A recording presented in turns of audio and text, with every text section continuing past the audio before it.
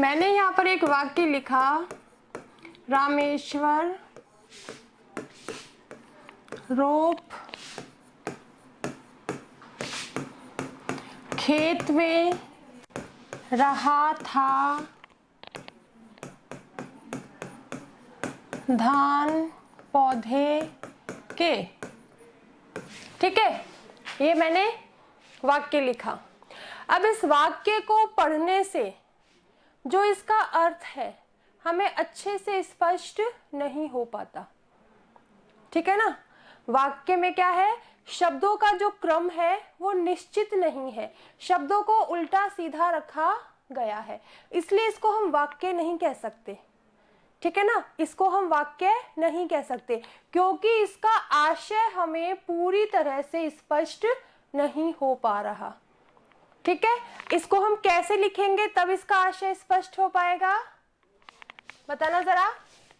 रामेश्वर खेत में धान के पौधे रोप रहा है।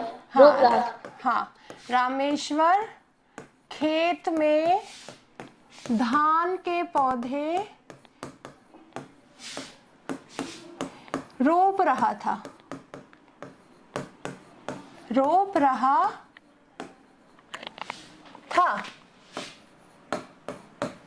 ठीक है, अब यहां पर हमने क्या किया, शब्दों को एक निश्चित क्रम से रखा, तब हमें इस वाक्य का पूरा अर्थ स्पष्ट हो सका।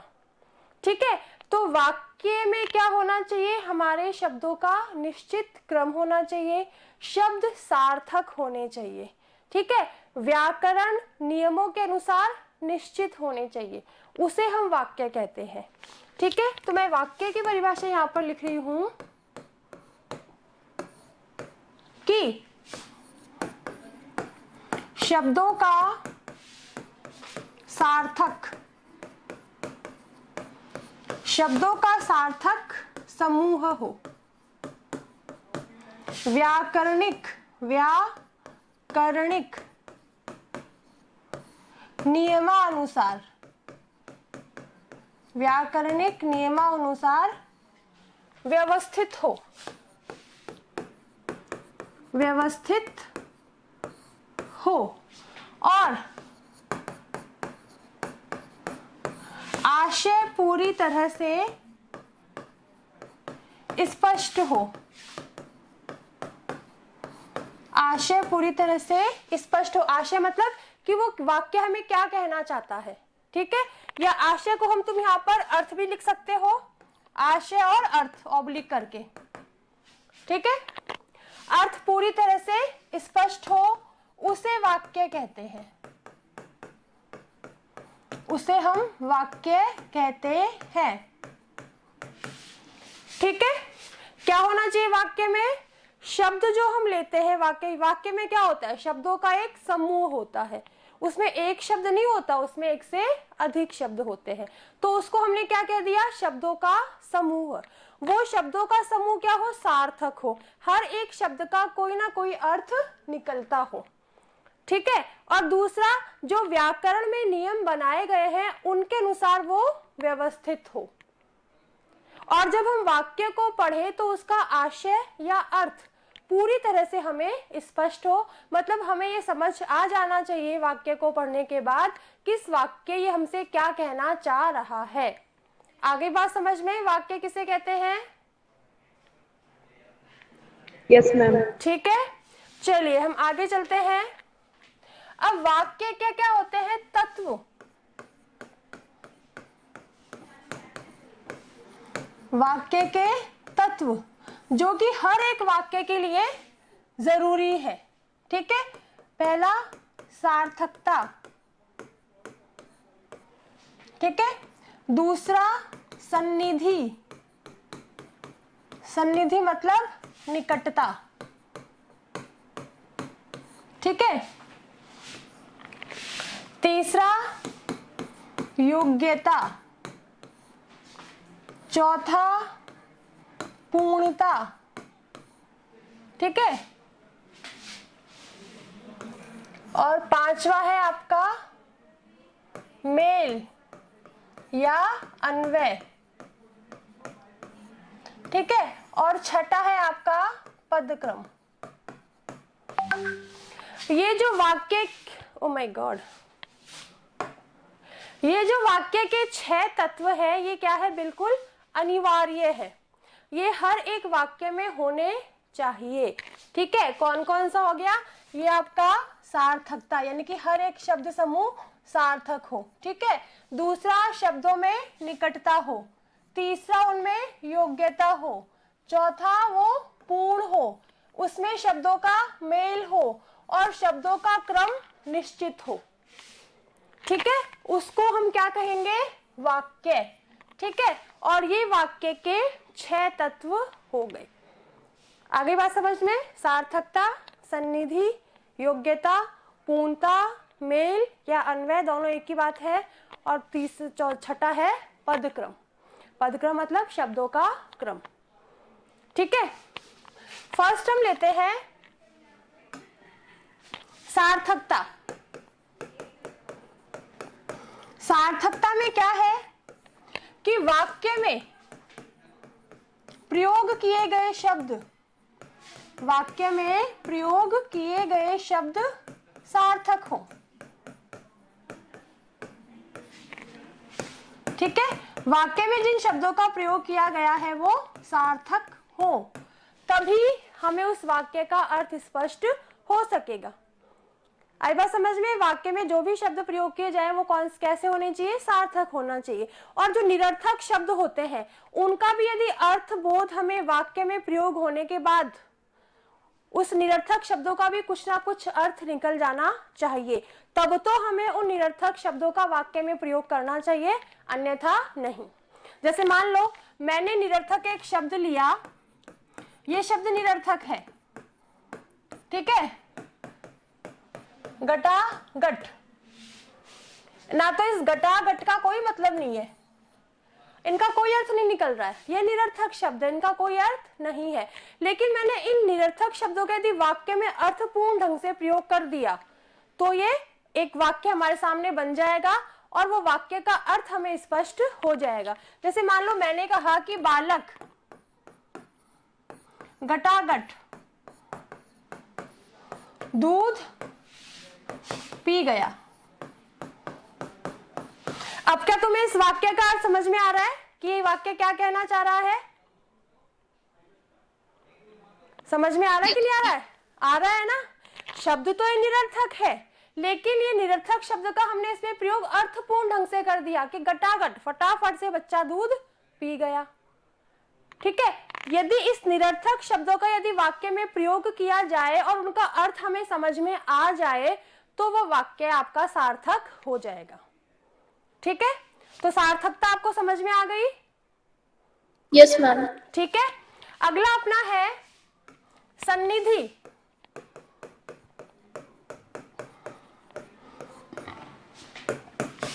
वाक्य में जिन शब्दों का प्रयोग किया जाए, वाक्य में जिन शब्दों का प्रयोग किया जाए उनमें परस्पर निकटता हो, किया जाए उनमें परस्पर एक दूसरे से, ठीक है, परस्पर निकटता या समीपता हो, या समीपता हो। ठीक है, जैसे मान लो मैंने वाक्य लिखा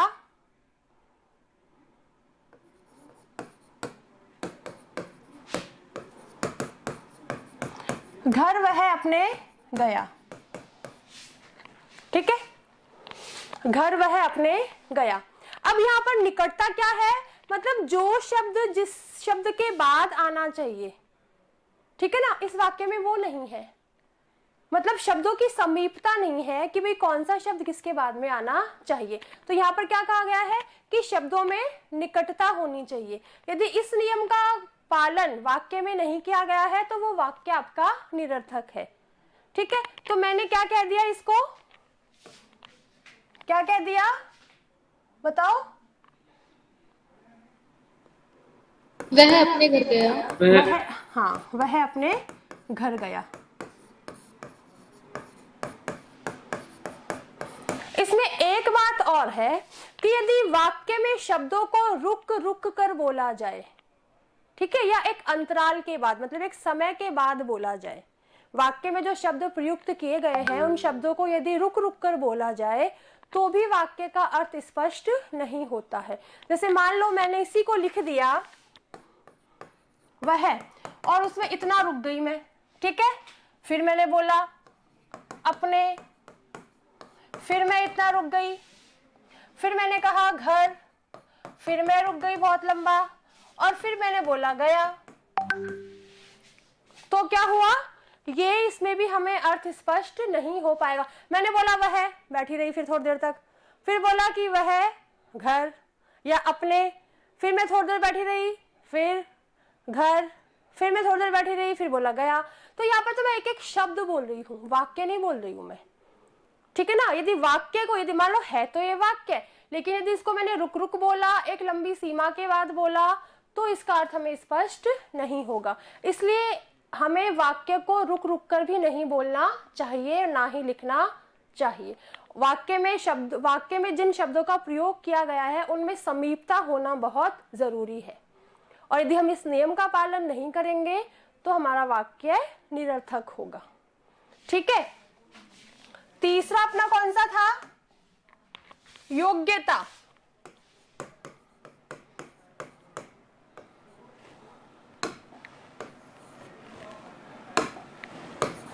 योग्यता का मतलब यहां पर क्या है, इच्छित, जो हमारी इच्छा है, ठीक है, इच्छित आशय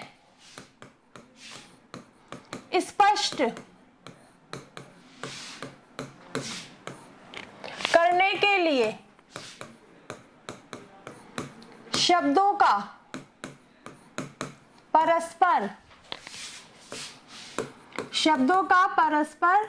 उचित संबंध होना,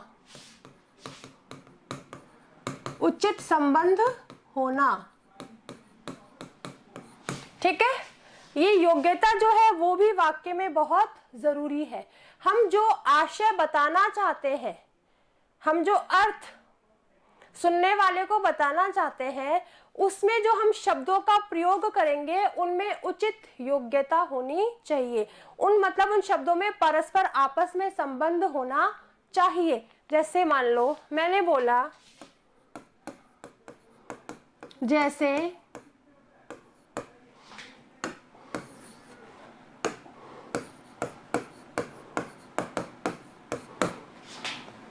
वह सारा घर आग से भीग गया, ठीक है। मैंने लिख दिया कि वह सारा घर जो है वो आग से भीग गया। तो यहां पर क्या है, शब्दों का उचित संबंध नहीं है। आग से कोई घर भीगता थोड़ी है, क्या होता है, जलता है, ठीक है ना, आग से तो घर जलता है। तो इसमें क्या है, शब्दों का आपस में उचित संबंध नहीं है, इसलिए ये वाक्य नहीं है, ठीक है। वाक्य होने के लिए हम क्या, वाक्य, इसको सार्थक वाक्य बनाने के लिए हम क्या बोल देंगे, इसको वह सारा घर आग से क्या हुआ, जल गया, आग से जल गया, ठीक है। तो इसलिए क्या है, क्या कह रहा है ये, कि इच्छित आशय प्रकट करने के लिए, बताने के लिए शब्दों का परस्पर उचित संबंध होना आवश्यक है, तभी वह वाक्य कहा जाएगा। और इस योग्यता जो व्याकरण के नियम के अनुसार वाक्य में होनी चाहिए, उसका पालन अवश्य होना चाहिए, ठीक है। चौथा अपना है पूर्णता। वाक्य स्वयं में पूर्ण होने चाहिए,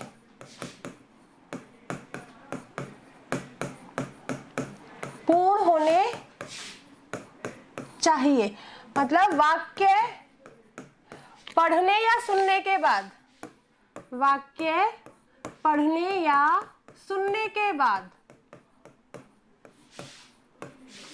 कुछ जानने की इच्छा ना रहे, कुछ जानने की इच्छा ना रहे। ठीक है, वाक्य अपने आप में पूर्ण होना चाहिए। जैसे मैंने लिखा कि आप लीजिए। अब ये वाक्य पढ़ने के बाद हमारे मन में ये जानने की इच्छा होती है कि क्या लीजिए। ठीक है, इच्छा है ना भाई, क्या लीजिए, आई बात समझ में? ठीक है, तो ये क्या है, वाक्य अधूरा है, ये अपने आप में पूर्ण नहीं है। तो मैंने कहा मान लो कि आप चाय लीजिए,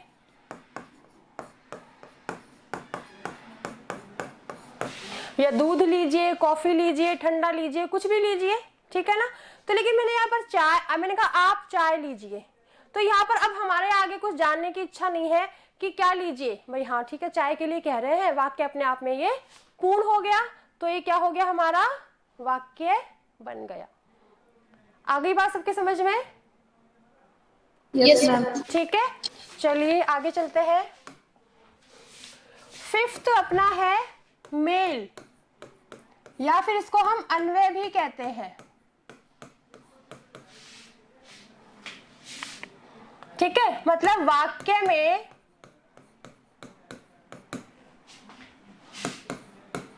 लिंग,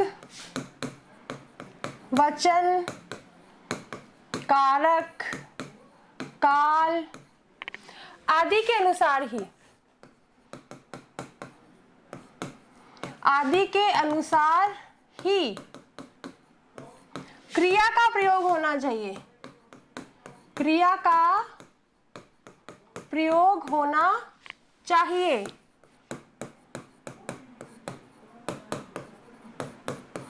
यदि मान लो कर्ता क्रिया जो है वो पुल्लिंग है, सॉरी कर्ता पुल्लिंग है तो क्रिया भी पुल्लिंग ही होनी चाहिए। यदि कर्ता स्त्रीलिंग है तो क्रिया भी स्त्रीलिंग ही होनी चाहिए। यहाँ पर हमें इस मेल का ध्यान रखना चाहिए। जैसे मान लो मैंने लिखा कि 3 बालिकाएं, 3 बालिकाएं पानी में तैरते हैं, तो यहां पर क्या मेल, आपस में इनका मेल नहीं बैठ रहा। कर्ता जो है वो क्या है, स्त्रीलिंग है, ठीक है, लेकिन क्रिया पुल्लिंग लगा दी गई है, तो ये वाक्य नहीं है। ठीक है, तो हम इसमें क्या लिख देंगे, 3 बालिकाएं पानी में तैरती हैं। और ये हमेशा ध्यान रखना, है और है में भी डिफरेंस है। ये है, सॉरी ये तो है जो है जहां पर बिंदी लगती है, उसका किसमें प्रयोग किया जाता है, जिसमें एक से ज्यादा लोग हो। हाँ, जिसमें बहुवचन हो, एक से ज्यादा लोग हो। ठीक है, और है जो है वो एक के लिए प्रयोग किया जाता है, जिसमें बिंदी ना हो।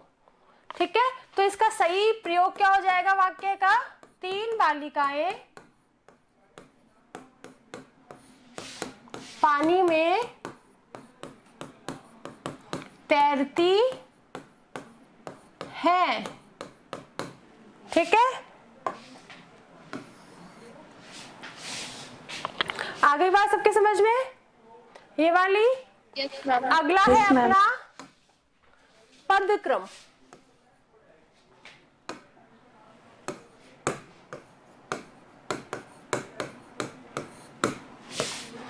वाक्य में प्रयोग किए गए शब्दों या पदों का एक निश्चित क्रम होना चाहिए, एक निश्चित क्रम होना चाहिए। ठीक है, जैसे मैंने लिखा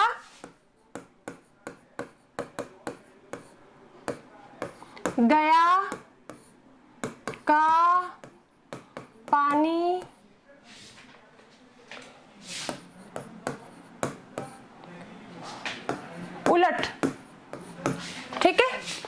गया का पानी घड़ा उलट। अब यहाँ पर पदों का क्या है, एक निश्चित क्रम नहीं है, ठीक है ना। पदक्रम में क्या है, निश्चित क्रम नहीं है। ये तुम्हारा थोड़ा सार्थकता और पदक्रम मिलता जुलता ही है, ठीक है। तो इसका पदक्रम हम निश्चित कैसे कर देंगे, बताओ। पानी का घड़ा उलट गया। पानी का घड़ा उलट गया।